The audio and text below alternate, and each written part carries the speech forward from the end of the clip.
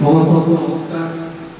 ଉପସ୍ଥିତ ଥିବା ମଞ୍ଚରେ ଅଲ୍ ଓଡ଼ିଶା କ୍ଲବ୍ ମାଲିକ ମହାସଂଘର ସଭାପତି ମହୋଦୟ, ମା ଚଣ୍ଡୀ କ୍ଲବ୍ ରାଷ୍ଟ୍ରସଭାର ସଭାପତି ଅଚ୍ୟୁତ ମହୋଦୟ, କଳେଶ ଭାଇ ଅପନ୍ଦର ମହୋଦୟ, ଉପସଭାପତି ଟିକୁ ଭାଇ ଏବଂ ଉପସ୍ଥିତ ଥିବା ମା ଚଣ୍ଡୀର ସମସ୍ତ ମେମ୍ବର ଭାଇମାନେ, ସମସ୍ତଙ୍କୁ ମୋର ଅଭିନନ୍ଦନ, ଶୁଭେଚ୍ଛା।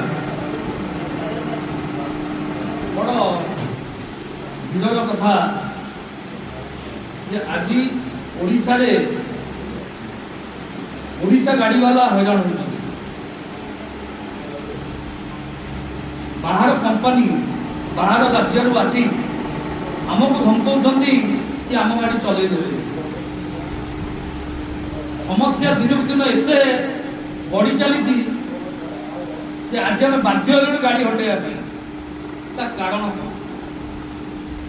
हेलमेट समस्या, लोडिंग समस्या, अनलोडिंग समस्या ये कहीं हो या पछरे कारण कौन या प्रथम दृष्टि देवा कथा। कारणटा कौन?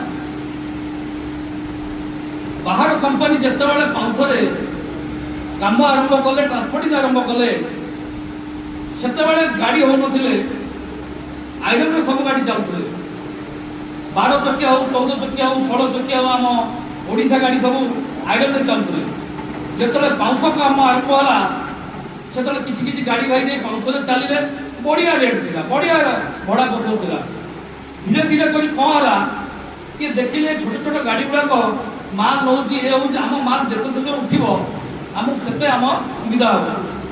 तेणु बाहर राज्य जेतले प्रथम दृष्टि रखंतु, बाहर राज्य जेतले गाड़ी सीजी कंपनी गाड़ी, वेस्ट बेंगल गाड़ी, झारखंड गाड़ी आसी आम ओडिशा रे पसिले ओवरलोड 70 टन 80 टन माल नहीं चलिए।